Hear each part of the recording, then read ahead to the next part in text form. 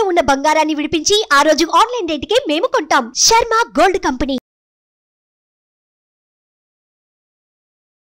నమస్తే, నేను మీ జాహ్నవి. మనతో ఉన్నారు ప్రముఖ జ్యోతిష్య వాస్తు పండితులు, జ్యోతిష్య వాస్తు శిక్షణ నిపుణులు, లలిత ఉపాసకులు బ్రహ్మశ్రీ నానాజీ పట్నాయక్ గురువు గారు. సూక్ష్మంలో మోక్షం ఈ ప్రత్యేక కార్యక్రమం ద్వారా మనకున్నటువంటి ప్రతి సమస్యకి ఎంతో చక్కటి సొల్యూషన్స్ గురువు గారు అందిస్తూ ఉన్నారు కదా.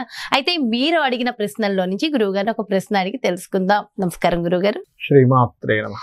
గురుగారు, సూక్ష్మంలో మోక్షం ఈ ప్రత్యేక కార్యక్రమం ద్వారా నిజంగా మంచి మంచి ప్రశ్నలకి ఎంతో చక్కటి సమాధానాలు అందిస్తూ ఉన్నారు.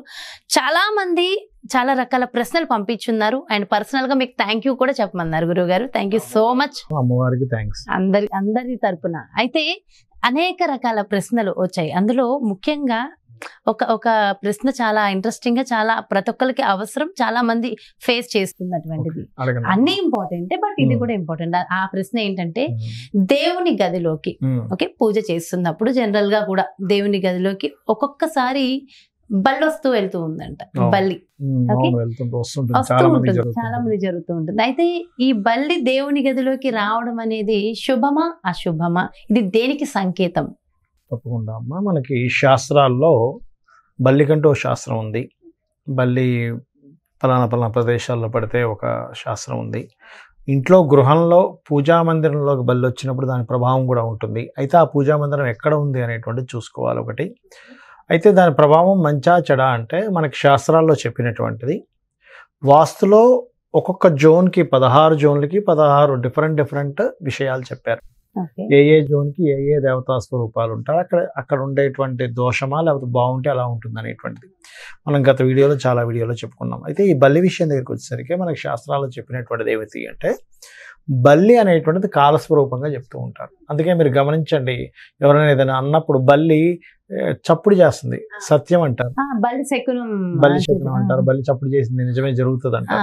సత్యం అంటూ ఉంటారు. ఎందుకంటే బల్లిని సహజంగా కాలస్వరూపుడుగా తీసుకుంటూ ఉంటారు. మనకి చూడండి అమ్మా, మనకి బల్లిని ముట్టుకుంటారు. బంగారు బల్లి, వెండి బల్లి అని ఉంటుంది, తెలుసా మీకు? ముట్టుకుంటారు వెళ్ళి, కామాక్షి ఆలయంలో ముట్టుకుంటారు వెళ్ళి.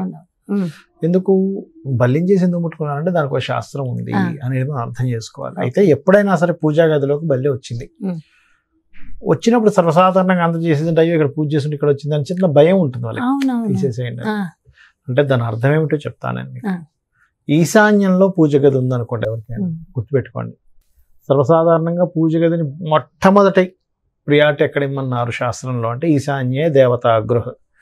ఈశాన్యంలో పూజ గది కట్టుకున్నారు, బల్లి వచ్చింది అక్కడికి. అంటే దాని అర్థం ఏమిటంటే నువ్వు నీ ఆలోచనలో ఏదో మాయలో పడబోతున్నావు అని అర్థం.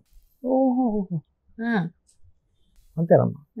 ఒకవేళ కొంతమందికి ఎలా ఉంటుందంటే ఈశాన్యం కాకుండా కాస్త తూర్పు ఈశాన్యంలోకి వంటగదిలో పెడుతుంటారు కొంతమంది పూజ గదిని. వంటగదిలో పెట్టేటప్పుడు గుర్తుపెట్టుకోండి, అక్కడ కనుక పూర్తిగా ఆగ్నేయం వస్తే పెట్టకూడదు. ఆగ్నేయం కొంచెం తూర్పు ఆగ్నేయం కూడా ఉందనుకోండి, అక్కడ పెట్టచ్చు. పూర్తి ఆగ్నేయంలో అసలు పూజ గది పెట్టకూడదు. అలా కాకుండా ఇప్పుడు నేను ఇందా చెప్పిన ఆగ్నేయ ఈశాన్యం కాకుండా తూర్పు ఈశాన్యంలో ఉందనుకోండి పూజ గది మీది, అక్కడ కూడా పెట్టచ్చు అని చెప్తుంది. అక్కడ ఎవరైనా పూజ గది పెడితే వాళ్ళు పూజలు చేయడం ద్వారా ఎంజాయ్ పొందుతుంటారు లైఫ్ లో. ఎంజాయ్ పొందుతుంటారు. అలాంటప్పుడు అక్కడ సర్వసాధారణంగా ఎందుకు వస్తుంది బల్లి ఒకసారి బాగా ఆలోచించండి అమ్మా. అక్కడ ఏదైనా మనం శుభ్రత చేయట్లేదు, ఏ పురుగులో వస్తున్నాయి, పురుగులు తినడానికి వస్తుంది. అయితే అది వచ్చినందుకు దానికంటే ఒక ఫలితం ఉంటుంది. అది ఏమిటి అంటే నువ్వు ఎంజాయ్మెంట్ లో ఎక్కువగా మునిగిపోతూ నువ్వు ఏదో సంథింగ్ వదిలిపెట్టేస్తున్నావు. ఎందుకంటే కాలస్వరూపుడు కదా, కాలం అక్కడికి వచ్చింది. అలా కాకుండా కొంతమందికి ఉత్తర ఈశాన్యంలో ఉంటుంది పూజ గది. కొంతమందికి అంటే వాళ్ళ గృహ నిర్మాణం బట్టి వాళ్ళు పెట్టుకుంటారు, ఇక్కడ కుదరట్లేదు ఇక్కడ పెట్టుకుందామని. ఉత్తర ఈశాన్యంలో కూడా పెట్టుకోవచ్చు, తప్పేం కాదు. అలాంటప్పుడు ఏం జరుగుతుందంటే వాళ్ళకి ఆరోగ్య సంబంధించిన సమస్య చూసుకోవాలి. అనారోగ్య సమస్య ఏమైనా రాబోతుందా, మనం ఏదైనా ఫుడ్ తినకూడని ఫుడ్స్ ఏమైనా తిని పాడు చేసుకుంటున్నామా చూసుకోవాలి. కొంతమందికి ఉత్తరంలో కూడా ఉంటుంది, పెట్టుకోవచ్చు, తప్పేం కాదు. వాయువ్యం వరకు పెట్టుకోవచ్చు, బట్ ఉత్తరం ఈజ్ ఆల్సో ఎలిజిబుల్ పూజ గది పెట్టుకోవడానికి. కానీ ఒరిజినల్గా అయితే ఈశాన్యంలోనే పెట్టుకోవాలి, గుర్తుపెట్టుకోండి. ఉత్తరంలో పెట్టుకున్నప్పుడు ఏంటి, సర్వసాధారణంగా ఉత్తరంలో ఎవరైనా గనక పూజా మందిరం పెట్టుకొని కుబేరుడి యొక్క పూజ, లక్ష్మీదేవి యొక్క పూజ ఎక్కువగా చేస్తే వాళ్ళకి ధనప్రాప్తి కూడా ఉంటుంది, పెరుగుతుంది అదేవిధంగా. కానీ అక్కడ కనుక మీకు బల్లి వచ్చింది ఉత్తరంలో ఉంది అంటే కనుక సంథింగ్ మనీ విషయంలో ఏదో ఇబ్బంది కలగనుంది. అంటే ఒక్కోసారి ఎక్కువ ఆశతో ఎందులో తీసుకెళ్లి డబ్బులు పెడతాం, ఏదో ఏదో కొంటాం, లేకపోతే ఎందులోనో స్కీమ్ అని చెప్పి డబ్బులు కడతాం, ఆ డబ్బులు పోతాయి. అందుకని ఏంటి ఉత్తరంలో ఉందంటే అక్కడ చూసుకోవాలి. అయితే ఇప్పుడు ఎక్కడైనా బల్లి వచ్చింది అనుకుందాం, ఏది ఈశాన్యం కావచ్చు, వాయువ్యం కావచ్చు, ఉత్తరం కావచ్చు, తూర్పు ఈశాన్యం కావచ్చు, ఉత్తర ఈశాన్యం కావచ్చు, ఏదైనా బల్లి వచ్చింది అక్కడ. మీరు మొట్టమొదటిగా చేయవలసిన పని ఏమిటి అంటే దుర్గా నామాన్ని స్మరించాలి. ఓం దుమ్ దుర్గాయ నమః. ఆ దోషం ఫస్ట్ తొలగిపోతుంది. అంటే మీకు నెగటివ్ జరగాల్సినటువంటిది జరగదు. ఓం దుమ్ దుర్గాయ నమః, ఓం దుమ్ దుర్గాయ నమః చేసుకోవచ్చు. లేదా ఇంట్లో ఒక చిన్నపాటి జపం లేకపోతే భజన, ఇప్పుడు అందరూ గ్రూప్స్ ఉంటారు కదా, భజన చేసుకుంటారు అందరు చక్కగా, ఏ ఆంజనేయ స్వామిదో లేకపోతే అమ్మవారిదో ఏదో ఒకటి, లేదా లలిత సహస్రనామాలు శ్రవణం ఏదో చేస్తారు, అలాంటిదైనా చేయించాలి. ఏది మేము పూజలు లాంటివి ఇప్పుడేం చేయించుకోలేమండి అనుకునే వారికి ఇది ఒక మార్గం.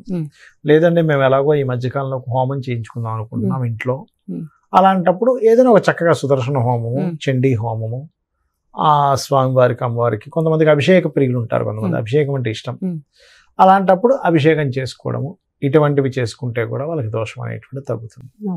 సో ఈ రకంగా బల్లి అంటే ఏంటంటే కాలస్వరూపము.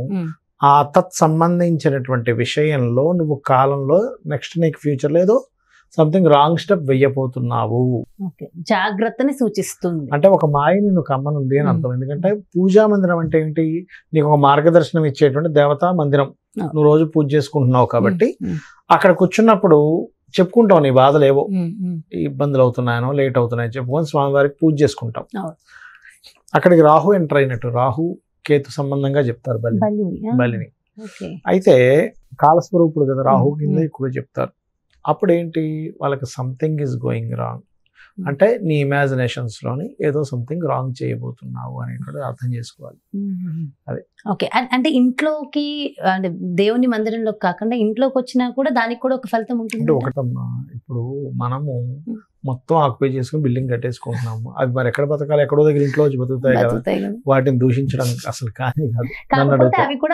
చాలా మంది ఆ పావురాలు ఇంటికి వచ్చేస్తున్నారు. పావురాలు అంటే నువ్వు మొత్తం ఆక్యుపై చేసి కట్టేసుకుంటున్నాం అందరం, అవి ఎక్కడ జరగాలి? అవి కూడా అన్ని చోట్లకి రావు కదా, రావు కొన్ని ప్లేసెస్ రావు. అంటే వీళ్ళ కర్మ బట్టి వీళ్ళకి ముందుగా చెప్పే హిడెన్ అంటే ఏంటి, బల్లి వచ్చిందన్నా లేకపోతే ఏదైనా వచ్చిందన్నా మన ఇంట్లోకి, అమ్మవారు ప్రకృతి రూపంలో మాట్లాడడం. ఇప్పుడు ఒక స్వప్నం వచ్చింది, స్వప్న రూపేణ అమ్మవారు మనకు చెప్తుంది ఒక విషయాన్ని, ఈ బల్లి రూపంలో అమ్మవారు ఒక విషయాన్ని చెప్తుంది అనేది మనం అర్థం చేసుకోవాలి. అదొక రోజు మనం రాజశ్యామల అమ్మవారి గురించి మాట్లాడుతున్నప్పుడు ఎక్కడా లేవు, ఏనాడు కనిపించలేదు అసలు. ఆనాడు మనకి ఆ చిలకలు రావడం అవి కనిపించడం నిజంగా ఆశ్చర్యం. అంటే అమ్మవారు అలా మనకి సూచనలు ఇస్తూ ఉంటారు. మీరు ఇంకోటి, మీరు రాజశ్యామల గురించి వచ్చింది కాబట్టి మీకు విషయం చెప్తాను. మీకు ఎటువంటి ఆపద ఉన్నా మీరు గమనించండి, రాజశ్యామలది కానీ లలితా అమ్మవారికి సంబంధించింది కానీ, అంటే మీరు ఏ భక్తులు అయితే వాళ్ళు, ఇప్పుడు శ్యామల అమ్మవారి భక్తులు ఒక్కసారి శ్యామల దండకం విని అమ్మ నాకు ఈ ప్రాబ్లం ఉంది అంటే వెంటనే మాకు తెలుస్తుంది. లేదు లలితా అమ్మవారి భక్తులు, మీరు లలితా అమ్మవారికి సంబంధించిన శ్రీమాత్రి నమః అనుకున్నా, లేదా లలిత సహస్రనామాలు మొత్తం విన్నా చదివినా వెంటనే దానికి పరిష్కారం దొరుకుతుంది. విష్ణు భక్తులు ఒక్కొక్కరికి ఒక్కొక్క ఇది ఉంటుంది, ఎందుకంటే పంచమాధిపతి వెళ్ళి కాంబినేషన్ బట్టి వాళ్ళకి దాని మీద ఎక్కువ ఆకర్షణ భక్తి ఉంటుంది. విష్ణు సహస్రనామాలు అలా మీరు చేస్తే, అంటే పరిపూర్ణమైన విశ్వాసంతో కనుక చేసినట్లయితే ఖచ్చితంగా మీకు అక్కడ దాని ప్రభావం కనబడుతుంది, కళ్ళ కట్టినట్టు కనబడుతుంది, ఎటువంటి సందేహం లేదు.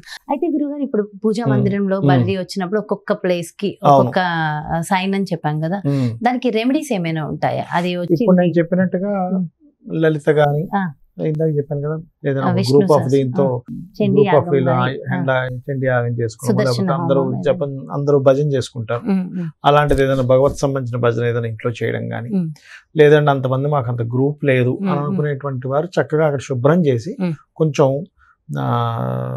ఉప్పు నీళ్ళతో జల్లి శుభ్రం చేసి చక్కగా మీరు అమ్మవారికి సంబంధించిన స్తోత్రాలు ఏమైనా చదువుకున్నా కూడా దోషం పోతుందమ్మా. అంటే ఏం లేదు, అక్కడ ఒక పాజిటివ్ ఎనర్జీని క్రియేట్ చేస్తున్నాం. అంటే ఆలోచన, పూజ అంటే ఏంటంటే మీకు మీ భగవంతుడికి, ఇంట్లో ఉన్న భగవంతుడికి ఒక ఆలోచన సంబంధించి రాహు ఎంటర్ అయ్యాడు బల్లి రూపంలో. అంటే సంథింగ్ కాలంలో నువ్వు చేసే ఆలోచన ఎక్కడో తప్పుదారి పట్టబోతుంది కాబట్టి జాగ్రత్తగా ఉంది. సింపుల్. సో అక్కడి నుంచి మాక్సిమం దాన్ని వెళ్ళనిచ్చేయడం మంచిది. అంటే పురుగులు ఉన్న దగ్గర బల్లులు వస్తాయి. ఇంట్లో పురుగులు లేకుండా చూసుకుంటే అవే ఉండవు. అవే వెళ్ళిపోతూ సింపుల్. దానికి ఆహారం కోసం వచ్చాయి అవి.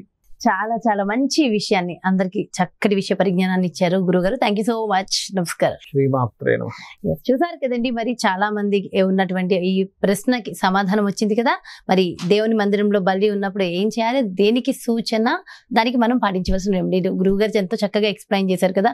మరో చక్కటి ప్రత్యేకమైన కార్యక్రమంతో మళ్ళీ మీ ముందుకు వచ్చేస్తారు. నమస్తే.